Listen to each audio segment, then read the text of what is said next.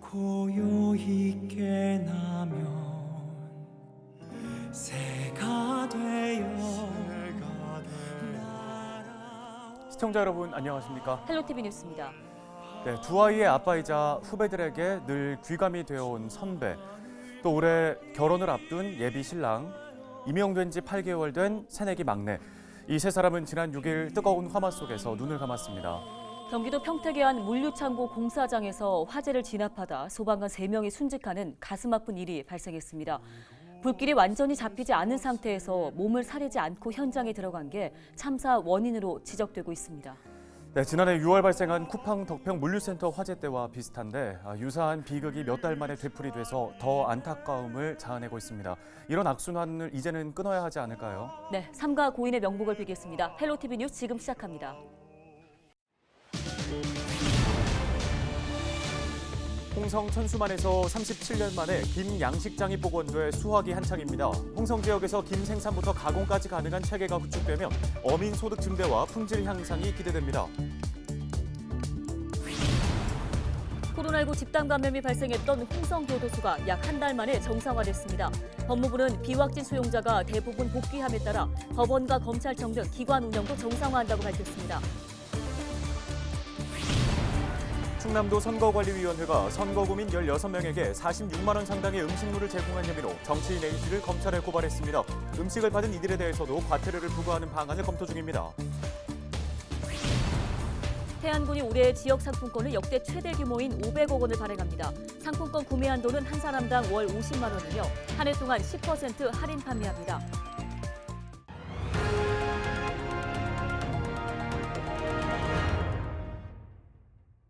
네, 오늘의 첫 소식은 오랜만에 들려온 반가운 소식입니다. 자, 김으로 유명한 우리 지역 홍성 광천김 아시죠? 네, 매년 축제도 열리는데요. 이 김이 홍성에서 나는 건 아니라고 하더라고요. 네, 간척 사업으로 명맥이 끊겼던 건데 최근에 이 김 양식 복원이 성공했다고 합니다. 반가운 소식인데요. 어떤 의미가 있는 건지 한범우 기자가 자세히 전해드립니다. 갯벌에 설치된 그물마다 까만 김이 매달려 있습니다. 홍성군과 충남도 수산자원연구소, 지역 4개 어촌계가 함께 만든 김시험 양식장입니다. 씨를 뿌려 지난달 첫 수확에 성공한 뒤 두 번째 채취가 한창입니다. 김은 수확한 지 한 달이 지나면 다시 이 정도 양으로 자라납니다. 홍성 천수만의 김 양식장이 생긴 건 지난 1985년 이후 37년 만. 과거 이곳엔 축구장 230개 면적에 달하는 양식장이 있었지만 AB지구 간척 사업으로 모두 사라졌습니다. 그런데 홍성군 등이 수년 전부터 시범 재배를 통해 김 서식 가능성을 확인하면서 양식장 복원에 나서게 된 겁니다. 어민들은 겨울철 새로운 소득원이 생기자 기대감을 감추지 못하고 있습니다. 민물하고 바닷물하고 교체 지점이라 이 프랑크톤이 많이 발상돼 가지고 김이 잘 자라고, 김은 이게 제일 어민들 소득이 높다고 봐야 돼요, 부가가치가. 그래서 이걸 실험을 한번 하게 된 거예요. 이 소식을 반기는 건 지역 김 가공업체도 마찬가지입니다. 지역 특산품인 광천 조미김은 국내는 물론 해외에서도 인기를 끌면서 홍성군 수산물 수출의 90%를 차지할 정도입니다. 이 덕에 지난해 수산물 수출액은 충남 1위, 전국 5위를 기록했습니다. 하지만 김 가공전 상태인 원초는 다른 지역에서 수급하고 있는 실정인데 홍성 지역 김 양식 성공으로 경쟁력이 더욱 높아질 것으로 기대됩니다. 시간 절약, 그리고 물류비 전략, 그리고 두 번째는 일단 신선한 거를 그때그때 바로 확보할 수 있는 장점, 지금보다도 가격 경쟁력이라든지 품질 경쟁력에서 더 우수하게 저희가 선점을 할 수 있다. 홍성군은 김 주산지로의 부활이 머지 않았다고 보고 있습니다. 이를 위해 현재의 10배 이상 규모를 목표로 양식장을 확대해 나갈 계획입니다. 외지 원초에 의존하다 보니까 이것을 복원하지 않으면 안 되겠다. 이번에도 생산한 걸 보면은 그저 질이 떨어지질 않고 있거든요. 그렇기 때문에 옛 명성을 다시 찾을 수 있을 것이다. 이렇게 내다 우리는 희망적으로 생각을 하고 있습니다. 생산부터 가공까지 모두 가능하도록 발판을 마련한 홍성김. 시험 양식 성공으로 한 단계 더 도약할 수 있을지 주목됩니다. 헬로티비 뉴스 한보호입니다. 네, 다음은 코로나19 소식입니다. 코로나19 집단 감염이 발생했던 홍성교도소가 약 한 달 만에 정상화됐습니다. 법무부는 확진자 발생 후 홍성교도소에서 대구교도소로 호송됐던 197명 중 비확진 수용자 188명이 복귀했다고 밝혔습니다. 홍성교도소에서는 지난달 12일부터 27일까지 수용자 62명과 직원 3명이 확진됐습니다. 법원과 검찰청 출정 조사 등 기관 운영도 이달 12일까지 순차적으로 정상화한다는 방침입니다. 충남도 선거관리위원회가 제20대 대통령 선거와 제8회 전국 동시지방선거와 관련해 선거법을 위반한 정치인 A씨를 대전지검 논산지청에 고발했습니다. A씨는 지난해 선거구민 16명에게 46만 원 상당의 음식물을 제공한 혐의를 받고 있습니다. 선관위는 음식물을 제공받은 이들에 대해 가액의 10배에서 50배에 달하는 과태료를 부과하는 방안도 검토하고 있습니다. 태안군이 올해 지역 상품권을 역대 최대 규모로 발행하기로 했습니다. 태안군은 지역 자본의 유출을 막고 방문객들의 소비를 촉진하기 위해 지역 상품권 500억 원을 발행할 계획이라고 전했습니다. 상품권 구매 한도는 종이와 카드, 모바일을 합산해 한 사람당 월 50만 원이며 한 해 동안 10% 할인 판매됩니다. 종이형 상품권은 지역 내 은행에서, 모바일 상품권은 착 앱을 통해 구매할 수 있습니다. 충남방송이 새해를 맞아 우리 지역 이슈를 전망해보는 기획보도를 준비했습니다. 올해 충남의 최대 현안 중 하나는 바로 혁신도시인데요. 네, 혁신도시로 지정은 됐지만 1년 넘도록 공공기관 이전이나 이렇다 할 성과가 전혀 없는 상황입니다. 정선영 기자가 전해드립니다. 국가균형발전위원회의 의결로 충남이 혁신도시로 지정된 건 지난 2020년 10월. 그동안 세종시 출범 등을 이유로 역차별을 받아왔던 충남은 혁신도시 지정을 계기로 장밋빛 미래를 꿈꿨습니다. 수도권 공공기관이 내포 혁신도시로 이전하면 인구가 늘고 정주 여건이 개선되는 등 지역 발전의 기폭제가 될 것이란 기대에서입니다. 충남도는 내포 혁신도시를 환경, 기술과 연구개발, 문화체육 분야 거점 도시로 발전시키겠다며 공공기관 20여 곳에 문을 두드렸습니다. 하지만 1년이 지나고 새해가 밝도록 아무런 성과가 없는 상황. 서명운동에 100만 명 넘게 참여했던 충남 도민들은 무늬만 혁신도시라며 허탈함을 감추지 못하고 있습니다. 충남은 특히 이제 내포 이 허허벌판인 도청 신도청 소재지가 혁신도시 공공기관으로 채워지면 훨씬 더 충남도가 광역지자체로서의 순항을 할 거라는 그런 기대감을 가지고 기대를 했는데 돌이켜보면 지금 와보면 지난 1년은 오히려 희망 고문만 당했던 그런 시기였다 하는 그 안타까움이 듭니다. 최근 김부겸 국무총리가 현 정부에서 공공기관 2차 이전이 어렵다고 밝히면서 우려는 현실이 됐습니다. 사실상 다음 정부의 몫으로 넘어가면서 전략을 다시 세우고 지역 정치력을 총동원해야 한다는 목소리가 높아지고 있습니다. 양승조 충남도지사는 청와대와 국토부 등을 찾아 공공기관 이전을 우선 추진하도록 요청하겠다는 계획입니다. 혁신도시법을 대표 발의한 홍문표 국회의원은 현 정부에서 실현이 어렵다면 남은 기간 계획이라도 우선 발표하고 여야 대선 후보가 공약으로 이어가야 한다는 주장입니다.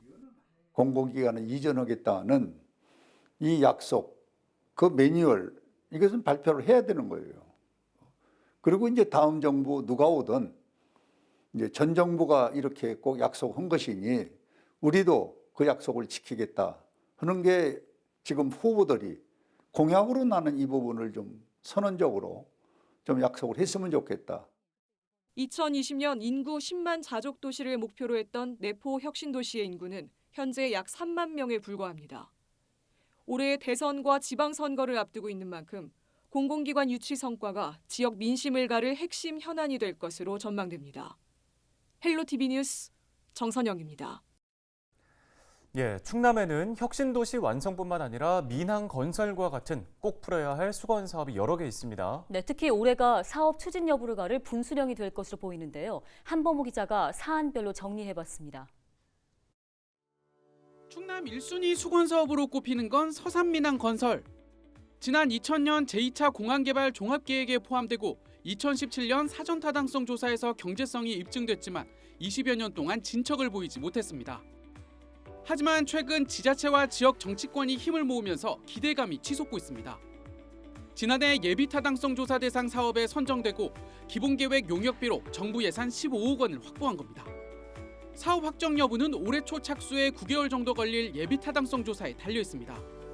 통과할 경우 가을쯤 기본계획을 수립하고 내년 실시 설계를 거쳐 2024년 첫 삽을 뜰 예정입니다.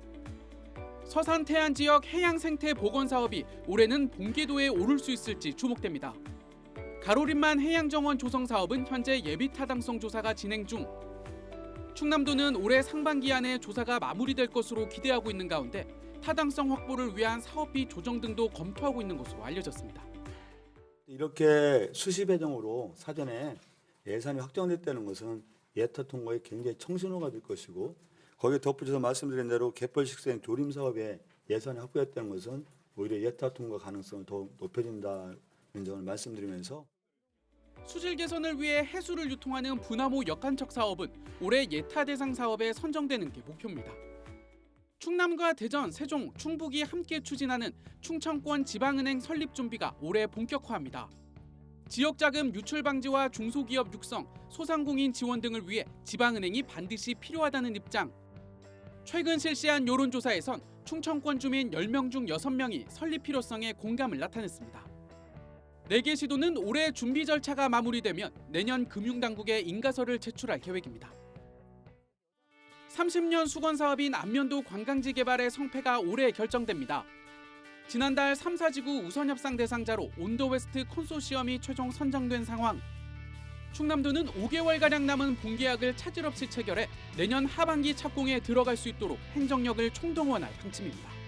이 밖에 탈석탄 대체산업 발굴과 육군사관학교 논산 이전, 보령 머드엑스포 성공 개최 등도 올해 주요 과제로 제시된 가운데 양승조 충남지사는 수건 사업을 마무리할 책임이 있다며 지난주 재선 도전 의사를 공식적으로 밝혔습니다. 헬로티비 뉴스 한보호입니다.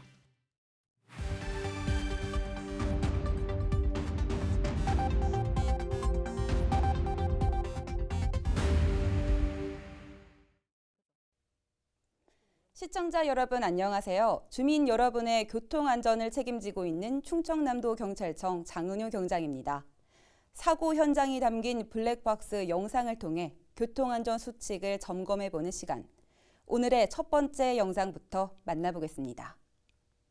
맞은편 2차로를 달리던 견인 차량이 좌회전 차량을 피하기 위해 1차로 쪽으로 이동합니다. 그 순간 1차로를 진행하던 차량이 좌측으로 피하면서 좌회전 대기 중이던 블랙박스 차량과 충돌하는 사고가 발생합니다. 2명이 중상을 입는 큰 사고였는데요. 이면 도로에서 차량 흐름을 살피지 않고 무리하게 진입하는 경우 본선 차량과의 큰 사고로 이어질 수 있습니다. 계속해서 다음 영상 보겠습니다. 지난 9월 부여의 한 도로에서 일어난 사고입니다. 블랙박스 차량이 2차로를 주행 중인데요. 합류 구간을 지나는 순간 접촉 사고가 발생합니다. 우측 도로에서 본선으로 진입하는 차량이 화물 적재한 부분에 부딪힌 건데요. 대부분 차량이 넓은 주행도로에서 빠르게 달리고 있는 만큼 본선 구간 합류 시 각별한 주의가 필요합니다.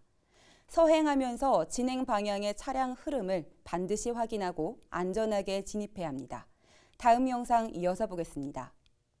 지난 11월 아산의 한 도로, 적색 신호를 위반하고 교차로를 통과하는 배달 오토바이를 발견합니다. 빠르게 멀어져 가는 위반 차량을 뒤쫓기 시작하는데요. 전방 교차로에서 또다시 신호를 위반하고 직진하는 모습이 포착됩니다. 그렇게 한참을 더 달리다 결국 신호 위반으로 단속됩니다. 많은 오토바이 운전자가 정지 신호를 무시하고 달리는데요. 자칫하면 목숨을 잃을 수도 있습니다. 다른 누구도 아닌 나의 안전을 지키는 가장 손쉬운 방법이 바로 교통신호 준수라는 사실 명심하시길 바랍니다. 지금까지 블랙박스로 본 교통안전 장은효 경장이었습니다.